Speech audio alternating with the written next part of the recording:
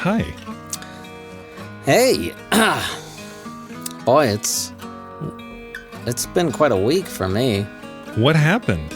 We were supposed to record last week, and the next thing I know, you're like, everything exploded. My computer's on fire.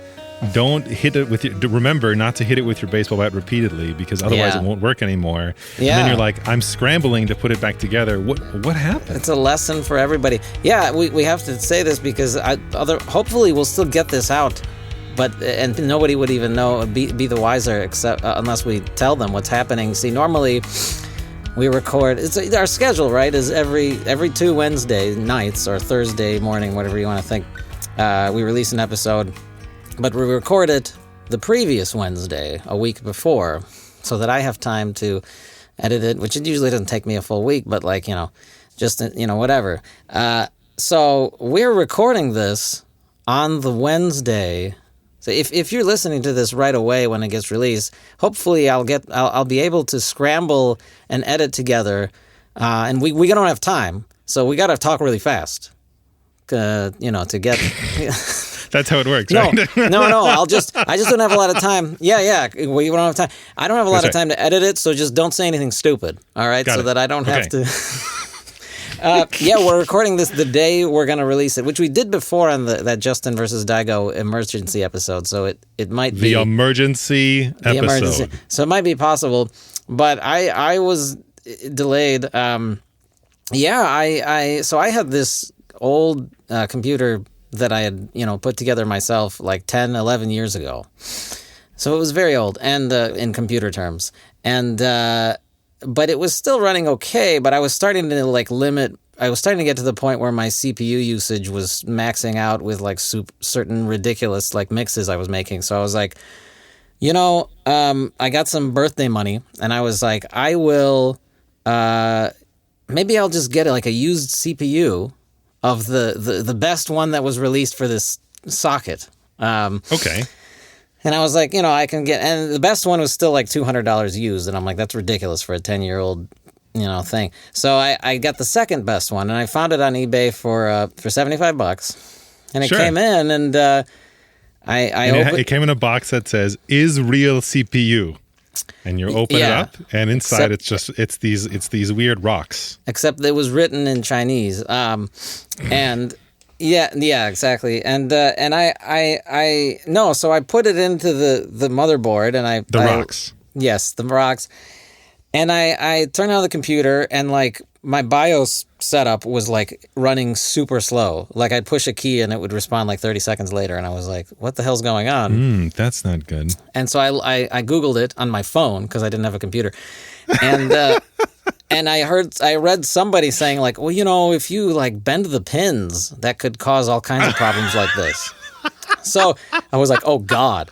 And I opened I take the CPU back out, and sure enough, the little socket pins, there was a couple of them that looked, they're so hard to see because they're so small, but they were like shimmering in a different way. And I was like, oh God. Oh no. So like, I took like a tiny screwdriver, and I kind of righted them back into place, and I put it in. No. And voila, it was working fine. And that night I was even able to test like my stuff on my computer, and I was like, oh, it's running a lot faster. And the next day, there was one other thing I bought, which was a new, what's it called? The PSU, a power supply unit. And that came in, and I plugged that into everything. You were like, you were thinking to yourself, I mean, that CPU change like went so well. Like, I'm an amazing computer hardware engineer at this point. It's like I have a degree in it. Well, I've done it before a couple of times, and I didn't think it was like... Anyway, yeah. So what could go wrong with this? This PSU is just like mere electricity. Like, how bad could that be? No, but it wasn't the PSU. I don't know if it was just the fact that I was fumbling things around with my fingers in there that happened again. Because I turned the computer on, and the same thing happened again. And the BIOS was and I was like, what the hell?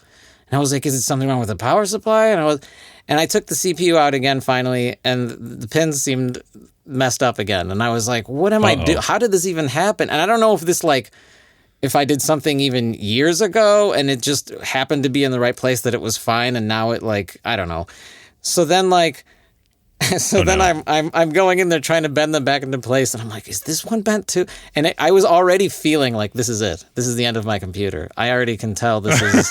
It was just, but I had nothing to lose at that point, right? Because I was like, if it's not gonna work, I might as well, like, it's dead, right? So then, like, I'm trying to bend these pins back into place. I'm like, well, maybe they're not bent perfectly enough, and of course I break one off.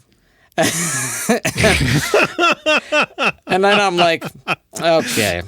And then I just put everything back together, and I was like, I'm just gonna turn on the computer just for the hell of it. I pushed the power button, and everything like visibly powers on, like the fans are running in the computer, and nothing's happening on the screen. And I was like, right. Okay. Uh-oh. That's not good.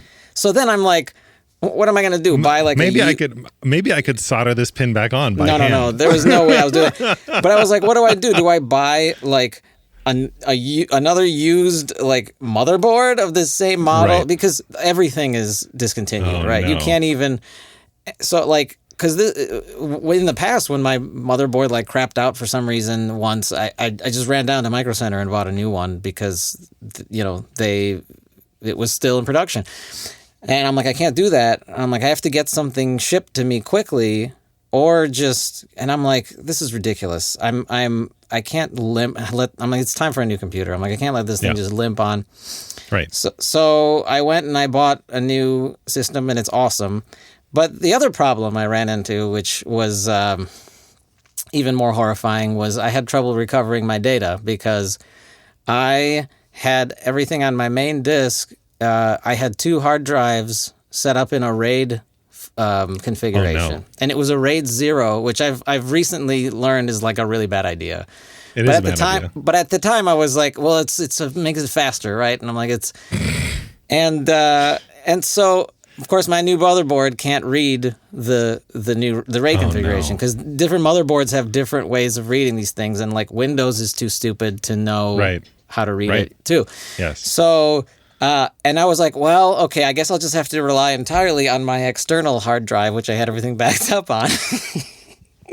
And for some reason, my external hard drive is completely broken. Like, I plug it in, it's making funny sounds, and Windows... Click, yeah, and there's no mechanical parts in it. And you're like, what is that clicking? And Windows, like, looks at it and says the drivers are unavailable. And I'm like, what drivers? It's supposed to self-install drivers over the USB. It's a hard drive. Windows. So I was panicking, and I was like, it's over. Everything's gone. But I can't believe that I've gotten to the point where I've done this, because I'm not like, I guess I'm not like a computer person to the degree that other people around me are, that I know, who are like really computer people. But I am, I guess, fairly tech savvy, and so like, and I just like look stuff up and how to fix things. And what I ended up having to do was create a bootable flash drive of Ubuntu, which is the Linux, I guess, front end or something. I don't even, and Linux or Ubuntu, I guess, has a built-in way of being able to read RAID things. It just like knows what different motherboards, how they, or whatever.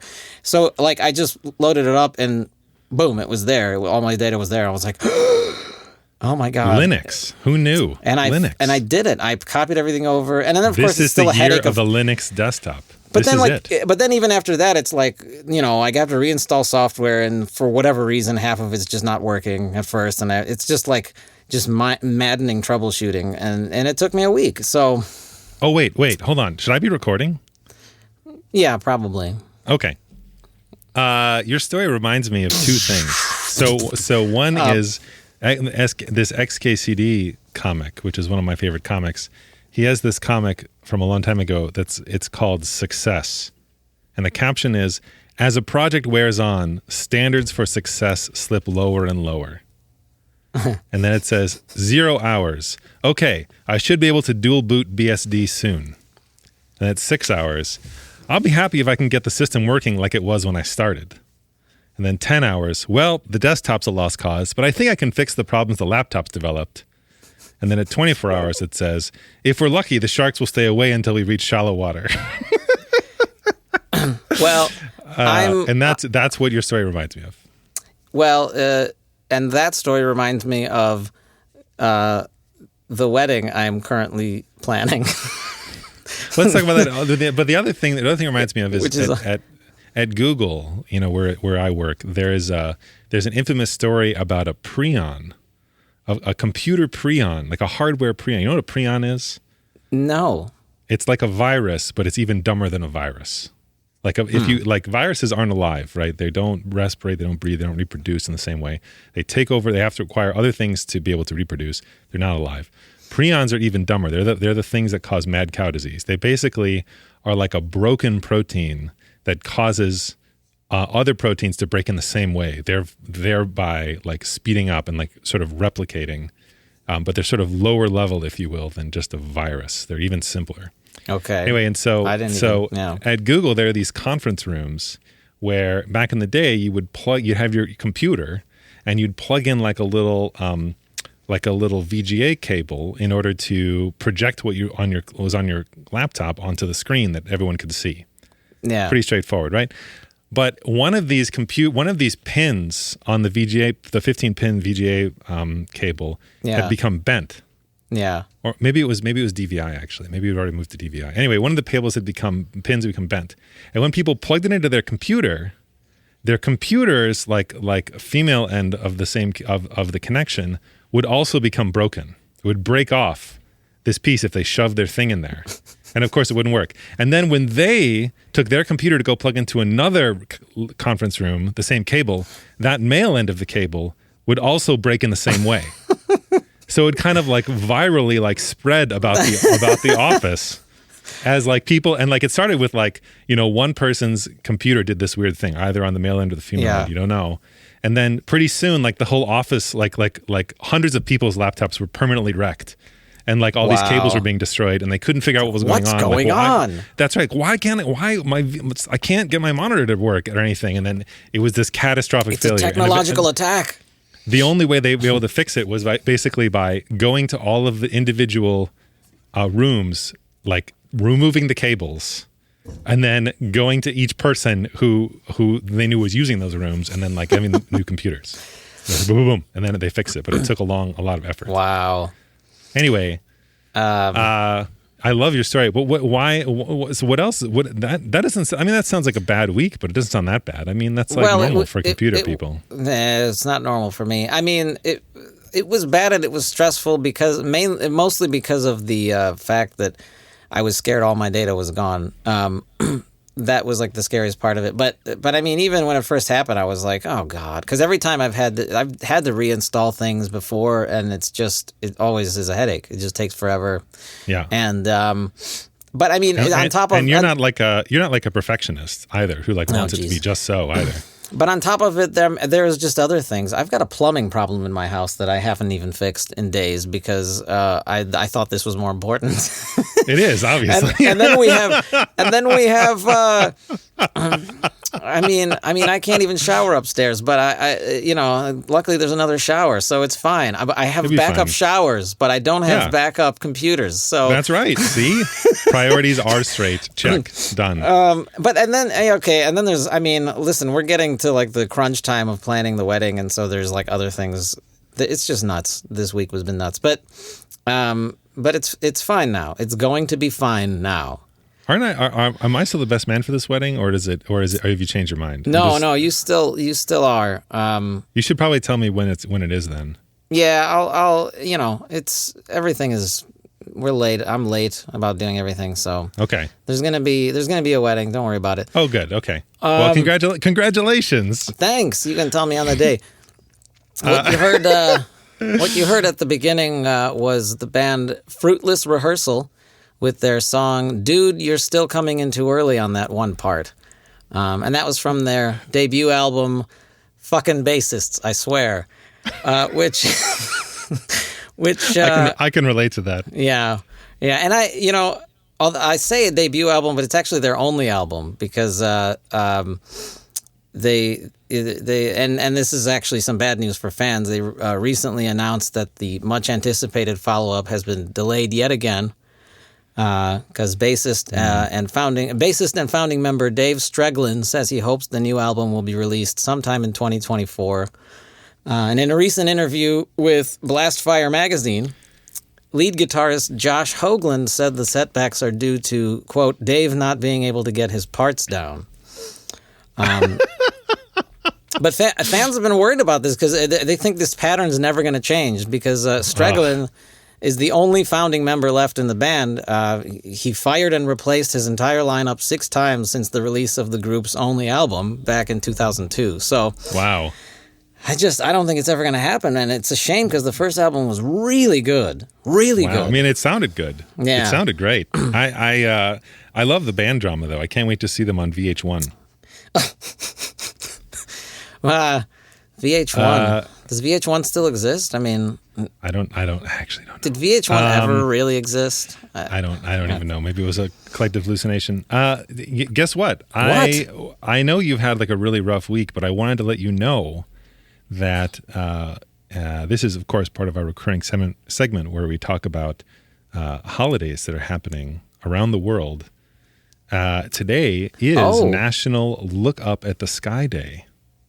Really? A day encouraging you to get out, to go look outside, look at the sky, and don't be just stuck inside your house. Just go do it. The more you go look at the sky, according to this holiday's creator, Jack Borden, the more you will be, more you'll excel at reading, writing, music, and other visual arts. So this is your opportunity. Put down the podcast.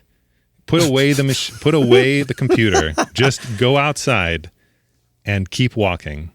Yeah. Go as far as you can and never come back. Yeah. And keep your head tilted up looking at the sky no matter where whole time you're walking. Yeah. That's right.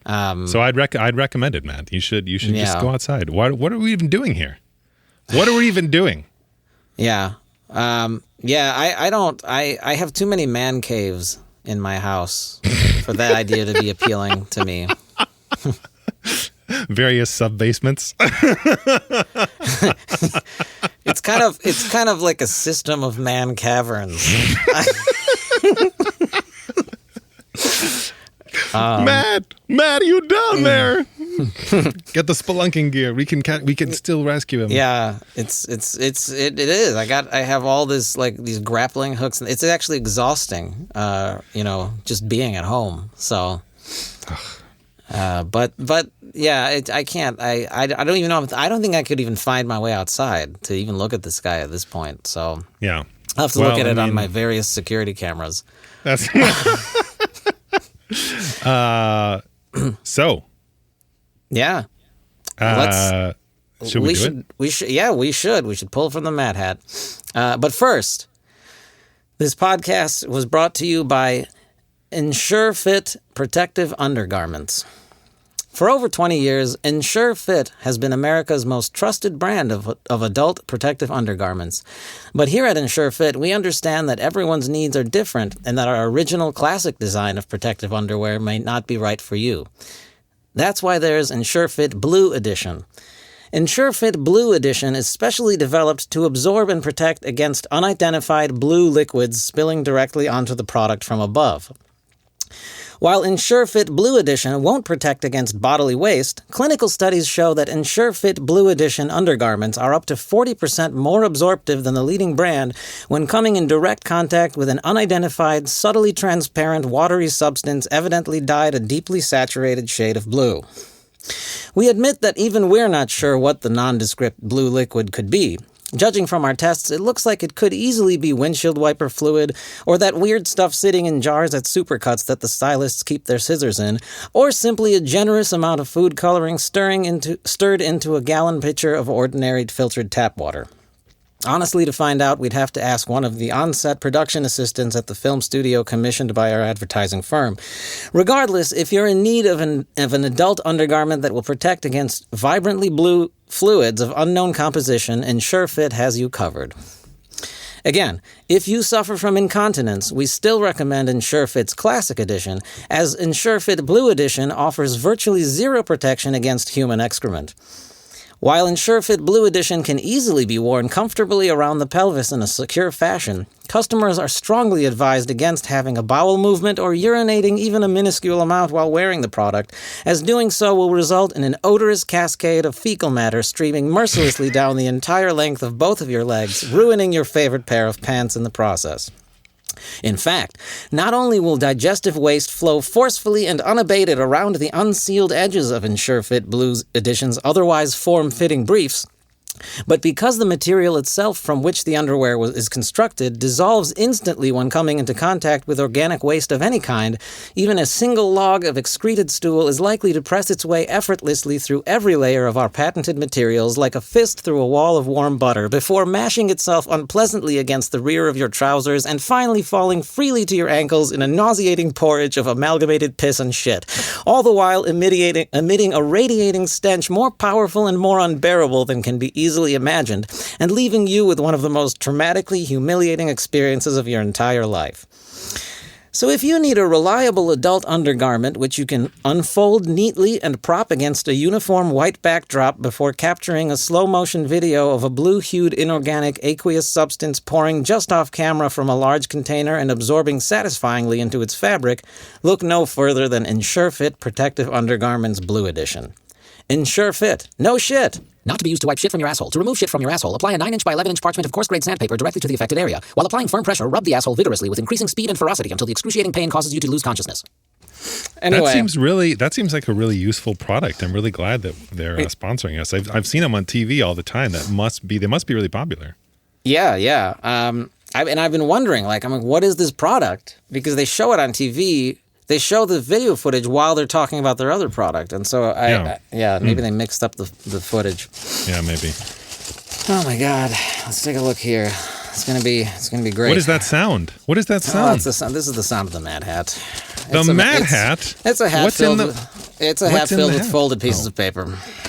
Wait, how do people get the pieces of paper in the Mad Hat? They don't. I print them on a printer and I fold them up and I put them in there. And then how do you know what to put on the pieces of paper? I make it up. You make it up. And also, you can submit your own topics to madhatters.com. Click on there's an email link, right? There's a link there. Click on the email link, and you too can add your ideas to the Mad Hat. Via email, you can add an idea to the Mad Hat, and who knows, maybe we'll draw it from the hat and talk about it. And it'll be great. Let's take a look at what today's... Oh, geez. This is the topic for today. What effect do you think COVID will have on the world? Oh. Actually, that's a really great topic because my wife and I... is it? I don't know. My wife and I have been talking about a bunch about this because, where we are right now, 40% of the people are vaccinated with the first shot. And almost 30% with the second shot. By local areas. Yes, which is great because that's a lot of people who have it, and in some sense, COVID hopefully is coming to an end. Like we are seeing sort of the light at the end of the tunnel, possibly, and so no better time than now to think about how this is going to affect things. Yeah, I hope it's coming to an end. I mean, it's kind of like. It's still kind of a race against the clock because then new variants are becoming more widespread and the vaccines are becoming less effective against them. And it's kind of like trying to, but... Let's make a list. 1, no one will ever use Zoom again. Okay. As soon as someone is like, let's have a meeting over Zoom, everyone will immediately reject that person and ostracize them from society because everyone is sick of Zoom at this point. Well, okay. I mean, I'm not sick of Zoom, but I don't work the kind of job where I have to use it all the time. Right. To do things that I would otherwise do on a daily basis without Zoom. 2, boarding schools will become much more popular. Because even spending the idea of spending time away from your children is becoming more and more appealing with every passing week. Well, the kids are back in school now, though. No, not almost fully. Sort of. It depends on those starting things. to, Yeah, sort of. Okay. Yeah. I'm sorry, kids. I'm really sorry. 3, delivery services will remain like the primary way that people do any shopping. Yeah. Because once you've tasted how nice it is to have someone else do grocery shopping for you, you'll never grocery shop again. Have you ever been to Costco? I've never been. I actually have. I don't think I've ever been to Costco. Period. Okay, so let me describe it for you. So you're in your car, and it's Saturday morning. It's like 10 o'clock or something, which is I think when Costco opens or something. And you're driving to Costco, and you're pulling into the parking lot, and you look around, and you're like, well, this is the earliest moment I can get at Costco. And you look around, and every parking spot is taken, and people are driving around in the hunting for any parking spot, and people have started to park like behind other people because it's the only way to find a spot. It's really like everyone for themselves to just get any kind of a spot, and some people like just parking like on the curb, the little like grassy islands they have, because it's like it's the only spot they can find. And then and you don't see a line or anything, and you're like, wait a second, isn't this the earliest moment that the place is open? And you wander in, and it's full of people. There are people there are lines. There are maybe 50 registers, and they're all full of 20 people deep. Of people buying things. And at Costco, it's just an enormous warehouse. This enormous room full of things that you buy in bulk. You don't just go and you buy like peanut butter. You go and you buy a gallon of peanut butter. Yeah. You don't just go and you're like, I would like some yogurt. They're like, well, how, and you're like, well, maybe I want them in little individual, cup sizes. They'll say, no problem. They come in 64 at a time, And so, even things like lettuce, like they sell lettuce and you're like, I would like some romaine lettuce. And you're like, here you go. Here's 5 heads of romaine lettuce in a single bag. No matter how perishable. Yes. Yeah. Or I'd like some apples. They're like, here's 20 apples in a clamshell plastic packaging. Do they sell freezers? Because if they're smart, they would sell freezers. Or if you're like, I would like some alcohol, and they're like, well, here's a gallon of vodka. It's like, it's amazing what you can get at Costco. Yeah. It's an amazing place for a lot of reasons. Anyway, so you see all these people with in line. That's the first thing maybe you notice is just like how many people, and they all have these carts, and every cart is filled to the brim because all the things are so big that even like just a couple items is enough to fill the cart. And you see some people with like multiple carts, like pulling one and pushing one at the same time, like trying to maneuver into their lane.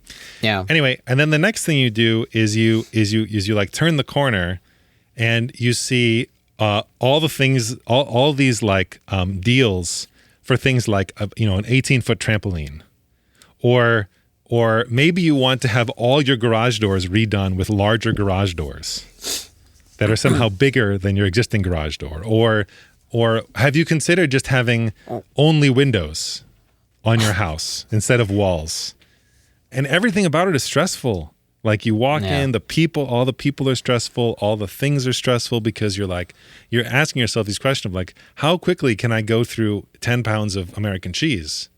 Like, is this going to spoil before or whatever? Or you can just go on. Oh, and then of course, after you buy that, then you have to like cart it out to your car. Then open your car and you're like, oh, wait a sec. They're very nice to you. They give you these boxes to carry these things in. And then you're like, I don't even have room in my car to put these. Anyway, you could do all that. Or ahead of time, you could just go to your computer and say, I'd like this and this and this, buy. And then 3 hours later, they show up at your house. I was gonna say, I'm like, what does this have to do with COVID? You're just like, Matt just needs to rant about Costco right now. It's like, I'm just saying, no one is gonna no one voluntarily is gonna do this anymore. All these things are gonna be totally. All of these things you're saying sound like reasonable guesses as to what's gonna happen, and definitely the delivery thing, is something that if you can get away with it at all, you're going to have it delivered. The thing that the other thing is food, right? Like restaurants getting food delivered. I think that's going to maybe go back to normal though, because people want to go out and people want to go out and eat at restaurants. People want to sort of. Well, I would because these services now like Grubhub and DoorDash and everything. What the thing I'm frustrated about is that you can't get a pizza delivered hot anymore because you can't. I can. You just live in a terrible place. Oh, whatever. No, like I got my complaints about these sort of ride sharing, I guess you'd call it, food delivery services because. And then if you got a problem, like you're hungry and they just give you a message that says your order's been canceled and you're like, why? And they don't tell you why. And then you're like, what's going on? And then you have to reorder it and call customer service and have them. It's like this gigantic, you can't, because restaurants no longer have their own delivery drivers. It's all just, they go through. Yes. Grubhub and DoorDash. But it used to be that like the pizza place would have a guy who come over and he'd have one of those fancy boxes that keeps the pizza hot. And now, like they have the cardboard box, and they just dump it in front of your door in like a plastic bag, and then you're like, it's cold pizza. Yeah, and exactly. It's slid to the side of the box, and you open it up, and it's actually just like chickens. I, for one, am gonna go back to sitting down at restaurants and eating for sure, and I think a lot of people are. Listen, wait. What does it have to do with pizza, though? Who goes to a restaurant and just eats pizza? Well, it has to do with pizza because of the way that's delivered. I'm saying, but like even things that used to be commonly delivered are still. It's not as good an experience as it used to be. Anyway, I see what you're saying. No, I think delivery is going to continue. I disagree. I think people are going to continue getting things delivered, and the American isolationism that's already taking place in the suburbs is just going to continue and ramp up. Like we won't even know who our neighbors are. Because we'll get everything delivered. We'll never go out of our houses. I don't know. Have to see anybody. I guess you're not seeing what I'm seeing because I deliver to restaurants, and people are like. That's true. You do kind of have the inside track. Yeah, and it's like I don't know. I deliver to certain areas. Maybe certain places are different, but everybody's like eager to. I mean, these restaurants are packed now. Like people are going out. People don't want to. I guess I compare myself to other people because I'm perfectly happy with my man caverns. I don't like, even before the pandemic, I didn't like to go out. So when this pandemic happened, I was part of me was like, I have an excuse now to not go out. It's like, but I don't think a lot of people are not like that. People get depressed even if they don't go out and. Do you know what FOMO is?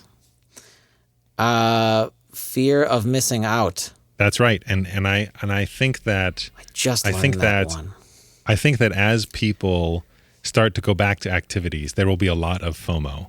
People people who had previously been introverted inside of their houses, very content, will suddenly feel like, oh man, that does kind of look like fun. I guess I'll go out once in a while. Yeah. Well, I think even once like everything's officially, whatever the experts say, okay, it's now fine the pandemic's over. It's now fine to go out. You don't have to wear masks anymore. If it gets to that point, I think maybe then I'll be like, I will probably have a period of a couple of weeks where I'll be like, let's go out and do stuff. And then like, I'll probably go back to, no, I just want to sit at home. And You're vaccinated now, right? I am vaccinated. We talked about this on an episode. Oh yeah, right. I'm vaccinated too. I remember. I'm fully vaccinated. That's right. Me too. I'm excited. I know a lot of people who are getting vaccinated, and that feels good. It feels like something I can do to help. You should get vaccinated, listener. You should. Whoever the hell you are. By this time, it's probably open. It's probably open to everybody, almost everybody. Yeah, well, it depends on where you are. In Illinois, it's supposed to be. Isn't it supposed to start on the 29th or something? That it's everybody. No, it's open. It's 12th or something. Oh yeah, it was 12th. Yeah, it just happened. Yeah, everybody was like, "We're 16 and up" or whatever. There was one thing I wonder about though, and because you mentioned that people will never use Zoom again. and you work the kind of job, the kind of office, corporate job or whatever. So I wonder to what extent these jobs will permanently change in like, hey, we can reasonably get away with having people work from home, and that'll cut costs on, office space and stuff like that.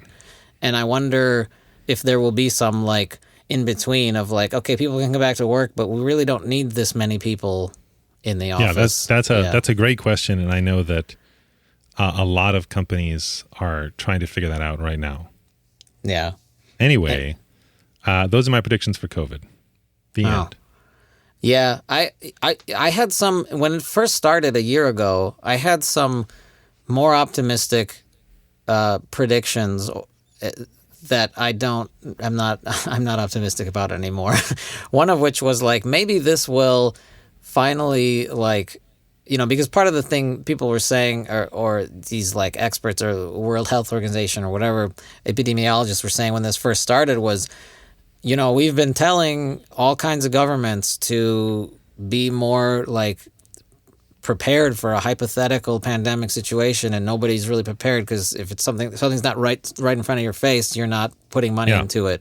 So we need to put more money into research on preventing pandemics. I mean, even this technology of this RNA, these vaccines, is like something people came up with, or scientists came up with like 10 years ago, and just nobody has had the funding to like even implement it or something or research it until now.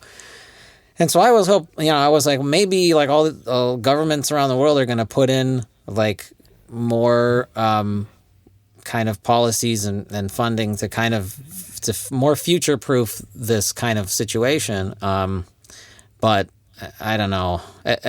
Now I'm like, I wonder whether after this goes back, people are so sick of it that I worry that people are just going to like not want to think about it anymore after it's over, and like, okay, it's over and done with or whatever, especially in this country, because it's the whole issue is so politically polarized. Half the people are kind of like, no, it's fine. We don't need to worry about pandemics in general, so.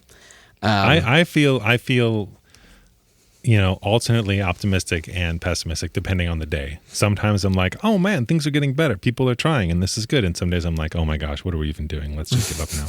And it like, and it really just depends on not even like the most recent news I've heard, but maybe like just like over the last couple of days, like kind of the news I've heard and like where things are going.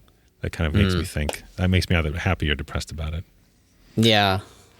Anyway, if you have COVID predictions of your own and you want to send them to us, we'd love to hear them. Please send them to us. I'd love to hear what you think about life post-COVID, or even if you have any predictions you want to write down, and maybe in a few months we'll like vet them and see how accurate we really were. Yeah, we should. Maybe we'll write them down, put them in a time capsule. Yeah, and in 20 years we'll dig them up, and on that episode of the podcast we'll just talk about what's going, like how close we were. We'll bury them, and then in 50 years when the after the war, after the apocalypse, when the apes have conquered the world, they will dig it up and read it and have a good laugh and say, these humans were so naive.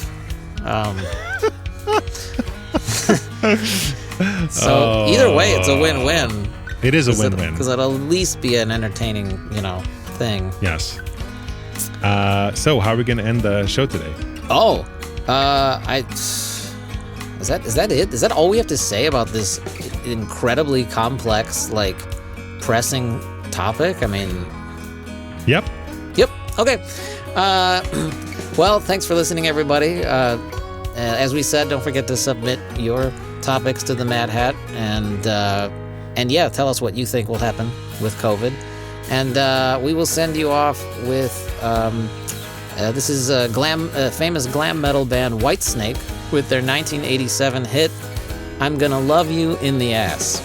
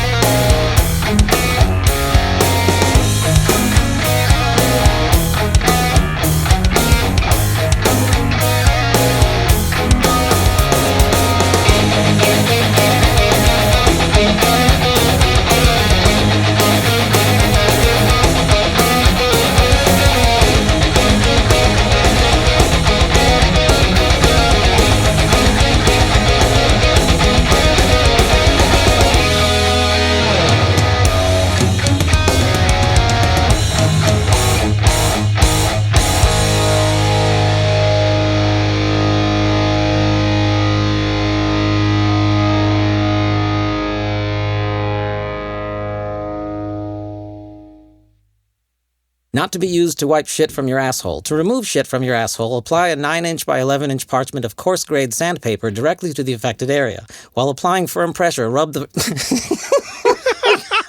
I can't do it. I'll you know what? I'll fix the fine print there after we record. I couldn't keep it.